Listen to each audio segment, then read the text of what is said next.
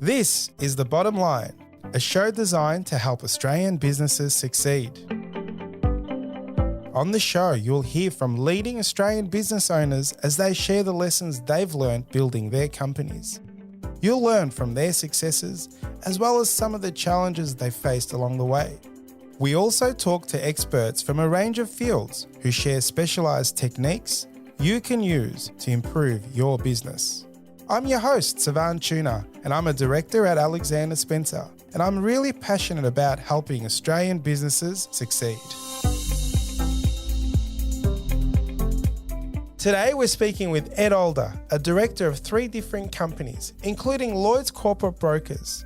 Lloyds is a corporate brokerage firm who are recognised leaders in business sales, mergers and acquisitions. We are excited to announce that Alexander Spencer has recently partnered with Lloyds to offer our clients an end-to-end solution for selling their businesses. Now on to the episode. You'll learn how businesses are evaluated, what to do when getting a business ready for sale, and a step-by-step process on how businesses are sold. Ed provides lots of juicy tips in this episode, so let's jump in. Ed, it's a pleasure to have you on The Bottom Line today. Nice to be here, Savan. Now, before we dive into our topic today of all things selling businesses, can you please give us a bit of a background on you and your professional journey? Similar to yourself. Well, actually, we're born in the same month, almost like brother from another mother. My journey started out like a lot of, I suppose, young guys, went to uni, studied business, ended up getting a graduate job in management consulting. My background was more sort of marketing management at university, but I ended up in the UK through basically wanting to explore the world and found myself a job at Ernst & Young. Started working there more in a business development phase. And then one of the partners said to me, hey, if you want to work with us, you've got to get your chartered accountancy. So I'm actually a Scottish chartered accountant of all things, the oldest accountancy body in the world. It was tough. Like I never thought I'd be a CA, but I said to someone the other day, if my kid said to me, want any advice on business, I'd say it's a great start because you go to those firms, whether it's big 4, mid-tier, and you meet tons and tons of people like your staff here at Alexander Spencer. You get great on-hands training and also experience. And then I branched out, ended up being an advisor at M&A Partners where we did a couple of deals together, went in-house at iSelect as their head of M&A corporate development. And then in the last 5 years since I've left iSelect, I've gone out and bought some of my own businesses.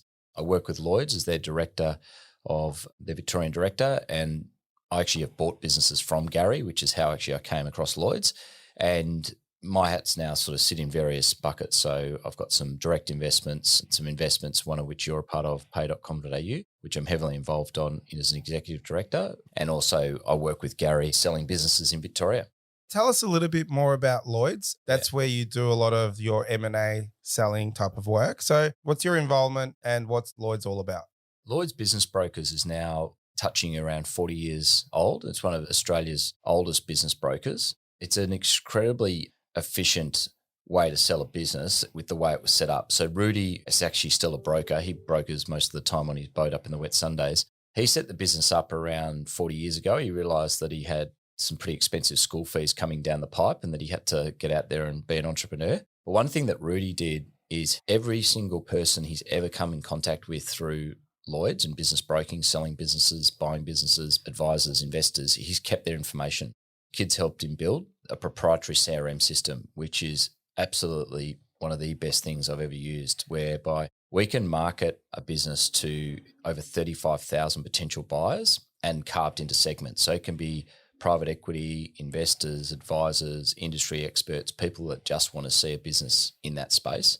And where Lloyds differentiates itself is it deals in proper businesses. And what I mean by that, and no disrespect to small sort of fish and chip franchise businesses, they don't deal in any of those type of businesses. So no franchises, no sort of single operator, news agents. The business generally has to earn around $500,000 to $1 million of actual profit to fall into the net. And that ranges right up to some businesses as high as 5-10 million. But we sort of sit in that nice, interesting space, which doesn't compete against the accounting firms or the corporate advisors like M&A Partners where I used to work, which more are looking for sort of businesses around $5 million plus. And it runs an incredibly efficient campaign. So a business signs up, comes into Lloyds. We've got some junior and some senior assistants that help drafting together information memorandums, and the brokers order the financial analysis. And then the system is run basically incredibly efficiently through the IT CRM system. So the blasts all go out to various parties, and then even once a process starts, it's all done through the CRM, which the client gets access to. So it enables the client to keep on running their business as they're going through a sale process, which is very important. And we'll touch on that during the podcast. To get the juices flowing, what I wanted to touch on next was, can you tell us in a sort of a brief way, an exciting M&A deal that you've been involved in, and sort of take us through a very small journey of how that worked, and just so that listeners can get a feel of an exciting process that's been successful? It was one that actually back at M&A Partners, and you're involved, Savan, we had a business called CardioScan. Oh, yes, we're going to go through that one. That was fun. So CardioScan was an incredibly interesting business. It had embedded itself within all the major hospitals through ECG and Holter monitoring testing before an operation. And once the technology was placed inside the hospital, it was almost impossible for the hospital to de-engage CardioScan, because if you're going to have an operation over the age of 40, I think now it's compulsory to have an ECG test. So if anything happens when you're under an operation, there's evidence that the patient was safe and secure and was healthy. During the process, and it was an incredibly profitable business run by an ex-nurse, Paul Kelly, who was a great client. Paul rang us up and the process was going very well. We had probably about, I almost say, a dozen interested parties, offshore, onshore, private families, some industry players, some private equity players. And Paul, I think through yourself, said, we've got something to talk about. And I'm like, okay, that's interesting, because you never know if that's going to be, hang on, I've just lost half my staff or half my clients. And it was actually the opposite. He, with yourself, came into the office and said, guys, we've won a major contract. And we're actually in the exclusivity with the group. And it was going to propel the EBITDA to a different level, obviously in a positive manner. So that was quite interesting in itself, because we had to devise what we're going to do with the buyer, because Paul obviously was well within his rights to pull the sales process, but he was very committed to the sale. He wanted to retire and move on and do other things in life. So we ended up approaching the buyer and informed him of this good news, but with a twist. We added in a kicker for that contract. So it was a great result for everyone involved, because Paul had done a great job in getting a major client signed up on a long-term contract, and he got rewarded monetarily through a kicker option that we gave. So we basically said, look, if these numbers eventuate in this period, you'll be owed this amount of money going forward. And it was a good result for everyone involved. The buyer, I wouldn't say at the start was particularly pleased with having to pay more, but the buyer recognised too that there was incredible value that had been brought to them during the process, which was never a part of any of the due diligence that they'd undertaken. So it was a good result all around. I remember the phone call really distinct. He said, we've just won this contract. And I said, yeah, and how big is it? Who is it? And he's like, it's big. It's probably the biggest we've ever won. I said, make sure it's signed, don't lose it. And that's when we called you. So that was really fun. But let's strip it back a little bit. Valuations of businesses. So I guess business owner day to day, they're running around trying to grow their business, focusing on profit, paying the school fees, whatever that might be. But then they come to a point, whether it's during that journey or thinking about exit, they want to know what their business is valued. So can you give us a bit of a rundown on that process and the methodologies that are used in valuing a business? It's a question we get asked all the time, and we ask it ourselves, what's a business worth? Yeah, you pick up the Fin Review, and maybe not now because a lot of the tech stocks have decreased in value, but you see these crazy valuation of your Canvas and Atlassians and all of the tech businesses, and they're valued on huge multiples, sometimes of revenue, sometimes of profit, and that's because those businesses have huge scalability. So they're global businesses. It's total addressable marketing, which is a bit of a fad word amongst the advisor community and amongst the investment community, is enormous. So I always say to people, look, you read about businesses being valued on 20 times revenue. That's because those businesses have got the opportunity to be billion-dollar businesses. So most of the businesses that come across our desk are good, solid industrial companies. What I mean by that, it could be a glass manufacturer out in the outer suburbs in Melbourne. It could be a wholesale retailer in the northern suburbs of Melbourne. So very much almost meat and potatoes businesses, everyday businesses that businesses use, whether it's a B2B business or a B2C. So I always say to the clients, look, your business will be valued on a multiple of your profits and a normalized profit. So let's add back anything that goes through the expenses, which a buyer wouldn't take forward. So that could be a motor vehicle cost or a personal cost or something that's going through the business. And then let's look at your profit and look at what size it is, and let's also look at what that profit turns into cash, because ultimately you're there for cash flow. You're not there just for profit, because profit can be a funny number, as you know, Savan, being an accountant. Then from that perspective, you look at the industry So what's the growth in the industry? Is it a high growth space? Is it medium, low growth? What's the probability of that cash flow being sustainable as the years go forward? And can you grow it? So if you're in a growth phase, you get a higher multiple of profit. So it could be a 6 times profit number, particularly for IT businesses that have long-term secure contracts and very embedded, a bit like CardioScan. We've got a client that will be marketed next week. And I asked him, how often have you lost a client? And he looked at me like, never.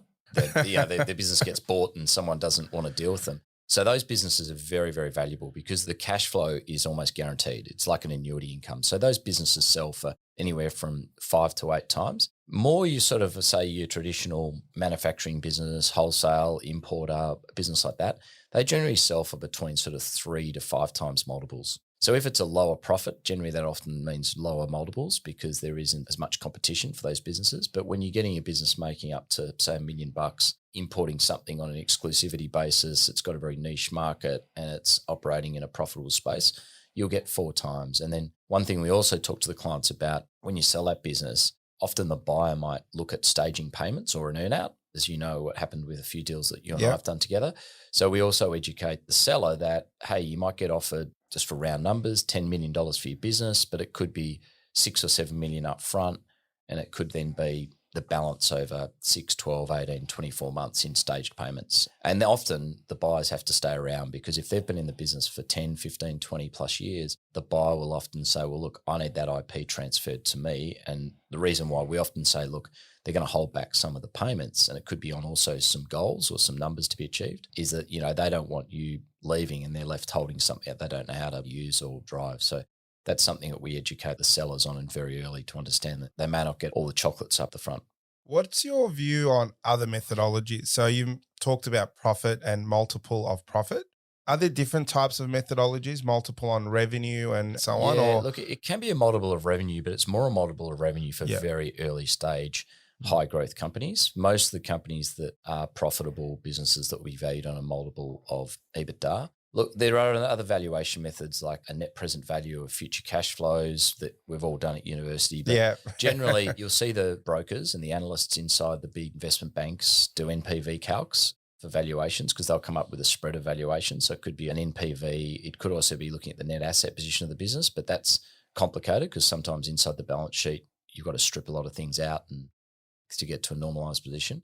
But generally, it's a multiple of earnings. I would say 9 times out of 10. We get the occasional multiple of revenue or NPV calc. And sometimes a buyer will look at the forward cash flows and do a 5-year NPV and do a weighted average cost of capital, work out different methods to value the business. But generally, most businesses that we deal with are a multiple of profit.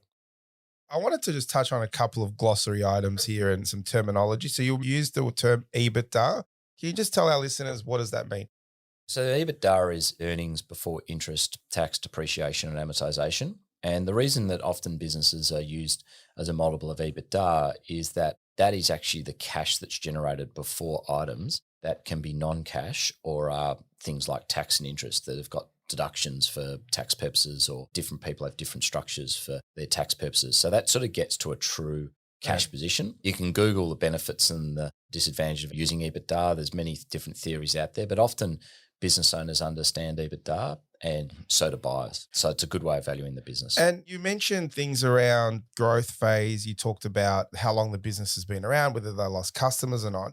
Isn't that just assessing the risk of the business? And as there are lower risk of buying that business, the multiple just grows. Is that correlation between risk and return? Is that what we're trying to identify? Yeah, correct. So if it's, say, for example, like a contracting business that has to win work every day, literally every week to survive, that's obviously got a high amount of risk because often the owner of the business has got key relationships with key clients. And if that person isn't there, there's a high chance that they may go looking elsewhere for whatever service or goods that business is offering that client. So businesses that are contracting, generally it is lower around multiples. It could be down at around the 2, 3, 4 times. And businesses that have almost annuity style income, services businesses, or businesses that have got long-term clients that are embedded within the business's infrastructure, like CardioScan, with the fact that the cardiologists were assessing the Holter or the ECG tests from the head office in Cato Street, but the technology was linked between the hospital and that. If you unplug that, then no operations occur. They attract high multiples. And I often say, particularly, and I've got experience that as a direct owner of companies, is that if you do have a contracting side, get the service business up. So if you're installing air conditioning, you should be doing the service. And it's a bit like the real estate agent where actually the rent roll is where all the value is. It's not in the sale. Because the sale's like going to buy you a holiday house and get you a big quarterly kicker, but actually the rent roll pays the bills. What are some of the things business owners can do to increase the value of their business? Obviously, increasing profit, obviously the low-hanging fruit, but you've given us one tip. Do you have any others that business owners can do to increase their value? For business owners to increase their value, it's really around that next sort of 5-year plan and having a plan and being very clear on where the business can head to and where its growth can be achieved.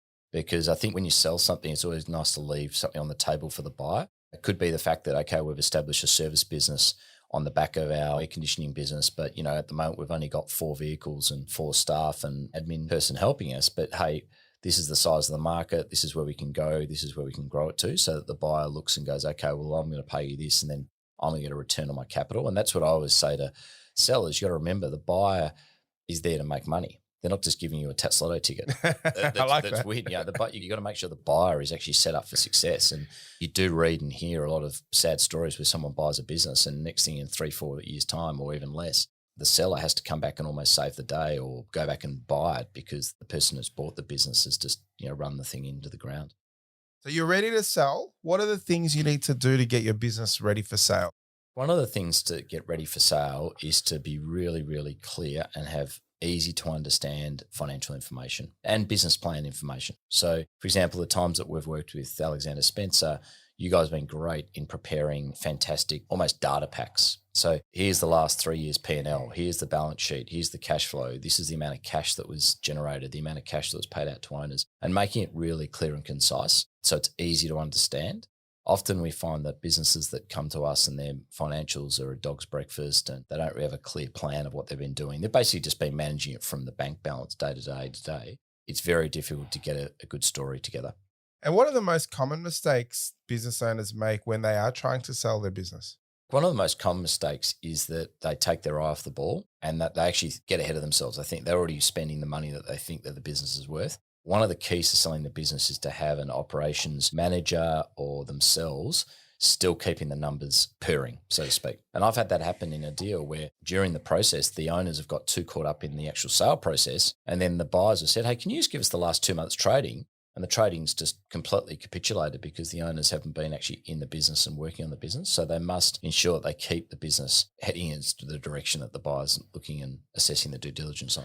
Yeah, a bit like Paul when he won that contract midway through, gave him the uplift. That's whereas right. You go the other way, other way. Well, buyers can pull their offer or they can reduce their offer. I've seen that happen before. So everyone knows how a house is sold. Can you just go through the sale process on how it works when you're selling a business and the role of the broker? With a house, you have an open for inspection. People can see the bricks and mortar and the design, and there's a real estate agent assigned. You've mentioned financials in a business. It's an insight of what the business does. They may or may not have premises. Talk us through the sale process and the broker's role. What we do at Lloyds is we've got a very set structure. We produce an information memorandum or a sale document. We use a lot of pictures, storytelling. Because basically you are telling a story about this business. So we send the client a long list of due diligence information that's required. So that's things like all their GST statements, if they're leasing a premises, a copy of the lease, or if they own the property, what the rent would be going forward. You want to see marketing plans. You want to see customer analysis, obviously the standard P&L balance sheet, profit and loss statements. You want to see the staff, staff backgrounds, who are the key staff, who's the risk in terms if they left, who's the succession planning, a bit of industry analysis, what industry are you in, the key competitors, where you can attract some growth. We also like to say, if we were to give you an unlimited check, where could you put that money and what could you get return on that money, so that people actually start getting in their heads around where this business can head to. So ultimately, Lloyds produces a pack of around 15 to 20 pages. We don't produce sort of long information memorandums because, like anything in life, unless you get the quick attention within the first sort of 5 minutes of a conversation or the first few pages of reading a document, if they're not attracted to it, they'll just walk away. The key is also getting a really tight, what we call a teaser document, which goes out in the email blast so that it would say high growth, IT business, Western Victoria, turnover 10 million, EBITDA 1 million plus. And just really short, sharp, because that instantly gets people attention. So that's basically the way you run a process. It's running it with a really tight, concise information pack. And then once that information pack goes out and people have signed confidentiality agreements and they're into the due diligence, then you can start giving them more detailed data. So more detailed packs of information like you've produced, or industry information or customer information. Now, you said Lloyds has over 35,000 people in their database and it's segregated and segmented into industries. Is there such a website like realestate.com? So do brokers have to have their own database, own contacts and so on? And is that the real value, other than the negotiating and doing the deal, in providing the value to the client? And is there a website like realestate.com for selling a Well, business? I think there's been a couple of sites that have tried. I think there was a site called BizSale. There's some others. But look, generally, outside of selling your family home, if you're downsizing for funding retirement or downsizing for whatever reason, it's probably the biggest monetization moment in business owners' lives outside of that moment in their life. It could be actually, for a lot of people, it's actually bigger than selling their family house. It's a life-changing amount of capital. So you're not going to put it on a website and put the shingle out and say I'm for sale. And business owners don't do this day in, day out. They need to have proper advice and have their hand held through the process. And also someone needs to take the emotion out of it, because for a lot of people, I had a call yesterday for a group that's selling, it's their baby. For a lot of people, business owners, their hobby's their business.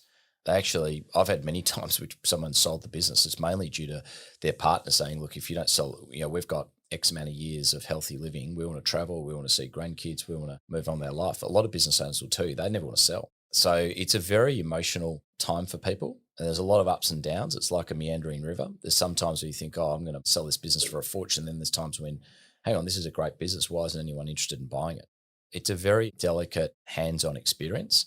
So where brokers play a very, very strong part is not only the database that they offer and the buyers that they offer and the research they do and the parties they approach, it's actually managing the client through the process. And you'll find in a process, you'll be talking to the client more than you'll be talking to your partner at home. They'll be on the phone sometimes 4, 5, 6 times a day about updates and where things are at and Q&As and questions, et cetera, et cetera. So you wouldn't just put it on a website and hope for the best. You really want strategic advice to get you the best result possible.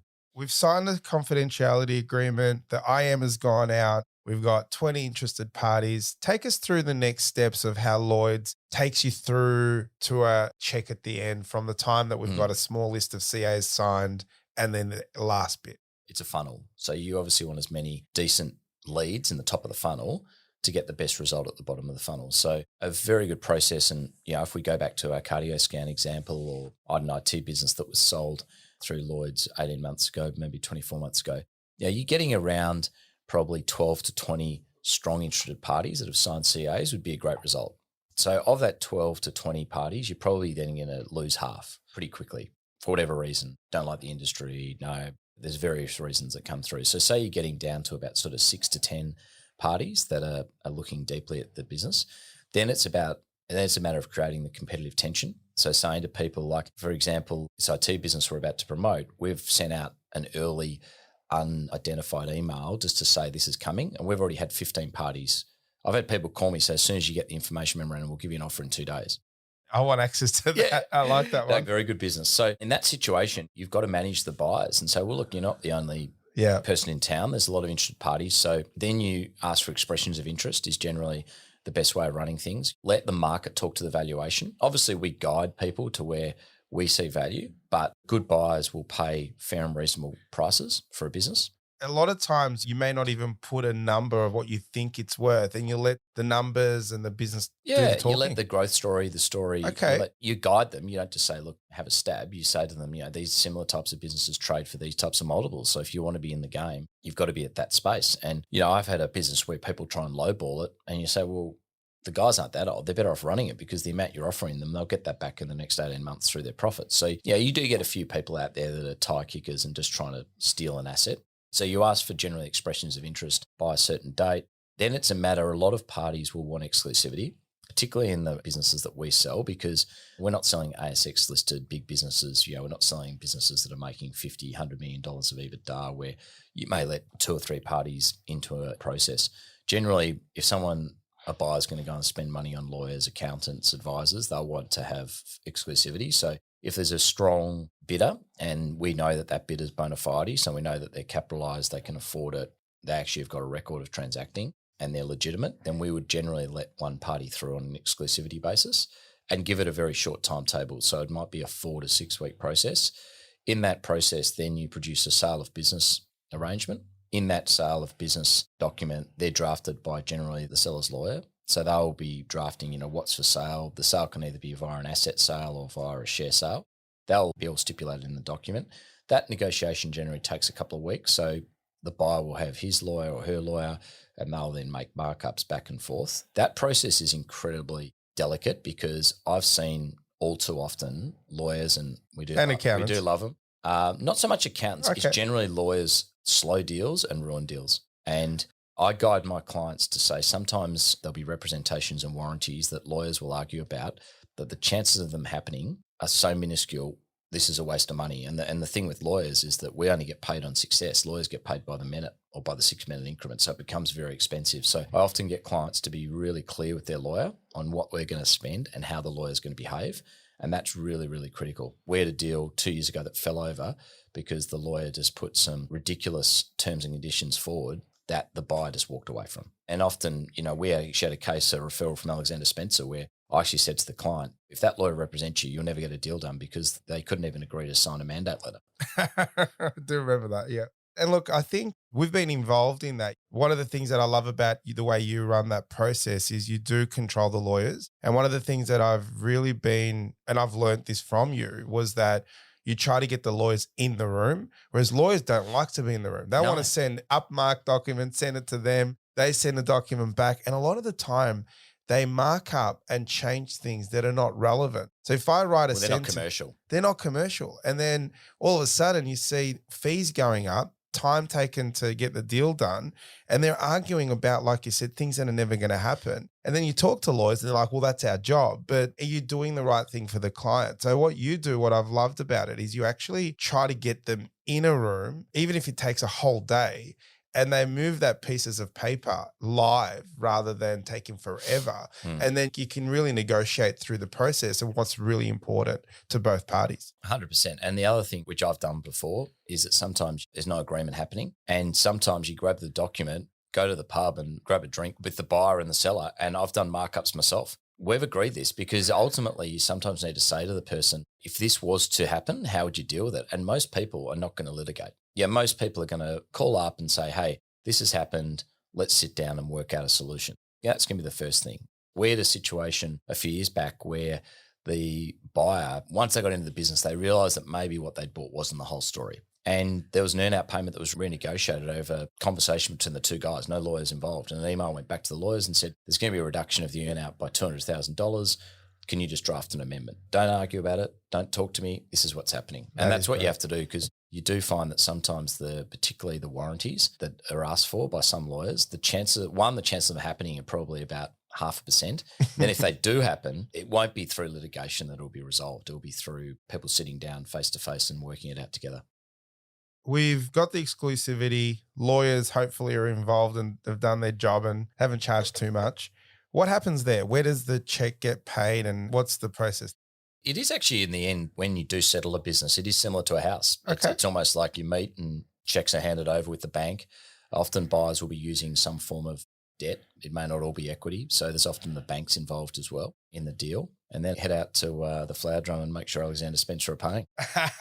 Are we always never shy to pay? But I want to go back to the exclusivity and so on. So just talk through the process. So there's 6, 7 buyers. Someone's put their best foot forward. We like them. We say to them, you can have exclusivity to run a process to give us the check, so 4 to 6 weeks. What happens to the other guys? Are they just waiting behind the scenes for that to fall over? Or how do you manage them? You still obviously engage them and keep them updated, but ultimately you do go a little bit silent for that period because it's a fairly intense period that you're working with the exclusive party. And look, sometimes you let 2 parties through or 3 parties through and you do leave it a little bit open. But given that people are going to spend actual money, unless it's an investment firm, a private equity firm that's got that capital there, most buyers are reluctant to go forward in a process unless they've got exclusivity, because they might be going and spending $20, $30, $40, $50,000 on due diligence documents and analysis and advisors. And then they don't want to spend that, and then they get gazumped or something they don't win the auction, so to speak. And once people are spending real money, they're engaged. They're not going to go and spend money on advisors if they're just doing it to burn a bit of time. And they've already told you what they want to pay. So that's right. It's already agreed. It's generally just non-binding. a non-binding indicative offer, which obviously being non-binding, means everyone can walk away. And sometimes that goes for both sides. Sometimes a seller might have a change. Something might happen in life that changes during the process and they want to retain the business. We use the word due diligence, and we're talking through this process where exclusivity is provided and they're going through a due diligence process. What is due diligence? How does it work? Which advisors are involved? Talk us through that process. Yeah, so with due diligence, it's going through a checklist a lot of the times. So you're making sure that the financials are legitimate, they stack up. So you generally engage with your accountancy advisor. Sometimes it may be doing some bank reconciliations to make sure that what is presented in the information memorandum is actually there. Often site visits. Sometimes we'll be involved in talking to key staff. That's a very delicate thing because a lot of sellers don't want their staff to know. But sometimes the buyer will say, well, hang on, so-and-so, and I've got a process at the moment where the owner's son is going to potentially roll in as the general manager, and the owner is going to leave some equity for his son to be a part of the new ownership. There's been extensive discussions with the owner's son. So it's going through a lot of checks and balances too with the lawyer, making sure the company exists, the business exists, is fresh air. So it's a laundry list of items. It's everything from assessing the marketing campaign, the sales strategies, the lease that you're renting, just checking all of those off. So what we often do is we'll put all of those documents into an online data room that the client or the buyer gets access to, and then they can just go in and tick away on their due diligence over, like I said, it can be as short as 2 weeks, it can be as long as 8 weeks. Business owners want to sell for the highest possible value. What are the most common mistakes you see in business owners where they don't address something and that is the thing that doesn't give them the highest value? It would be not having surety of that cash flow going forward. So they fail to get a contract over the line, or they just can't demonstrate that without them, the business is going to be as successful as it's been. Often there's a lot of key man risk within businesses, and that's a big factor. So succession planning is huge. And I know it's a word that gets thrown around a lot and you see it in the press, but it's a big, big part of the process. What happens if that business owner's not there? Can those cash flows, that profit, that turnover still be replicated and grow? So who are the people underneath you? Who are the potential successors to run that business? And a lot of business owners don't actually have a very good succession plan. I have to agree. 90% of our advisory work that we do with a lot of the smaller growth phase businesses is removing the business owner in the business so that the business has value, so that if they're not there, it continues. And the journey always is you work really hard to build something from the ground up. You put your heart, sweat, and tears into it. But eventually, if you cannot remove yourself from it and the thing continues, it's really probably not worth much. Correct. It's a business that is solely relying on the business owner. So people aren't going to pay for businesses like that. I have to say, one of the deals we did together was a software company, a very fast growth software company. At the time, when we first talked about putting it on the market, it was $1 million of EBITDA. During the presentation that we did, it went to about 1.9, but this thing was flying. It was probably going to do 2.8, 3.9. And during that process, it was just growing. And I remember speaking and I said, Ed, I think we should not sell. The EBITDA is growing so much. If the multiple's 6, if we make $500,000 more in 6 months' time, it's going to be $3 million, rah. And he said, no, it is the right time to sell for that particular client. It was. When is the ideal time to sell, and how does a business owner assess that in their business? Well, I think the right time to sell is when you've got everything in order. If you don't have contracts signed up, or you've got staff issues, or you've got manufacturing issues, or you're going through a bit of a downward period in your profitability, that's obviously the time not to sell. So the business preparation is important. It can take some businesses up to 6 months to get prepared for sale. And Gary, who's the owner of Lloyds, has got some people that he does use to get businesses prepared for sale, and we know other people that do that. Often that's very important, and it may cost $20,000, $30,000, $40,000, $50,000, but there are experts that will help do that. They'll go through the business with a fine tooth comb, make sure that there's no loose holes, everything is tight and ready to go. I always think a good time to sell is when the business is in a growth phase. That's when you're going to get people excited. If it's just plodding along, it's making $600,000 this year, $620,000 the next, then it might go down to $580,000. It's a solid business. It's going to be good for cash flow, and you will probably get a buyer. But if you can prove that this business can go from X to Y really quickly. I sold a business in joinery and stone. Now, one of the big opportunities that the guys had never done was actually directly import stone. So the buyer was like, Low-hanging fruit. Yeah, the three owners had an agreement that if one person wanted to sell, they all sold. They were selling for a personal reason, and it was a great opportunity. It didn't increase the price as much, but what it did, it got the deal over the line, because if you directly input the stone, you're obviously going to have to cash flow that, because bringing stone from Italy is not an overnight exercise. It takes months and getting through customs and stuff, but there's margin that was being left off the table that can be brought into the business. So it helped get the deal over the line. So always having an opportunity to grow the business and de-risk it is what I always say to business owners. That's what you want to do when you're selling. Have something that really demonstrate that there's a great low-hanging fruit opportunity out there for the new buyer. Ed, we can talk about this for hours. We have in the past. However, we've run out of time. We might need to have you get you back on. Thank you so much for joining me today. Thank you for your time. And I've learned a lot from the process, knowing you during our engagement. I'm really excited about the future with Alexander & Spencer and Lloyds. Maybe before we go, do you want to give us a bit of a plug on what's going on in Victoria and how we're involved? Yeah, so it's quite exciting. So Victoria is obviously the second biggest market in Australia, but Gary, the owner of Lloyds, is based in Brisbane. And as I said before, I've got a lot of hats that I wear. Yeah. And there's good lead opportunity. And I know that one of the things that you've thought of as you've wanted to grow Alexander Spencer is that you've got this, and it's happening across Australia, is this huge generational wealth changes, as particularly the baby boomers are getting to that age of selling their business or transferring that asset to the next generation. And you get approached all the time by clients wanting to sell, and you're like, well, hang on, I've got to talk to Ed or talk to Bob or Jim or Sarah or whoever. So yeah, as we've been discussing in the last month or two, is actually forming an alliance together whereby Lloyds can leverage its skills, which is its skills and negotiate its skills of selling a business, how you sell a business, its database of buyers and sellers, and then use and partner with Alexander Spencer to also help prepare information memorandums, get the businesses ready for sale. So it's a very exciting prospect. It's something Gary and I have been talking about for a while, but we just wanted to make sure we got the right party to fit with, which, we see that with Alexander Spencer. Well, I'm very excited to be part of the journey. We've done so many deals together, and I cannot wait to see what's going to be in the pipeline. Thank you so much. Thanks, Sivan. This is The Bottom Line, a show designed to help Australian businesses succeed. This podcast was produced by accountancy firm Alexander Spencer. At Alexander Spencer, we've been helping business owners realise their goals since 1952, and we play a pivotal role in developing, implementing, and supervising the business goals and strategies of our clients. To find out how we can help your business succeed, head to our website, alexanderspencer.com.au. To make sure you don't miss an episode of The Bottom Line, be sure to subscribe to or follow the show in your podcast app. And while you're there, leave us a 5-star review. It really helps others find the show. I'm Sivan Tuna, and we'll be back next episode with more tips to help you transform your business. And that's The Bottom Line.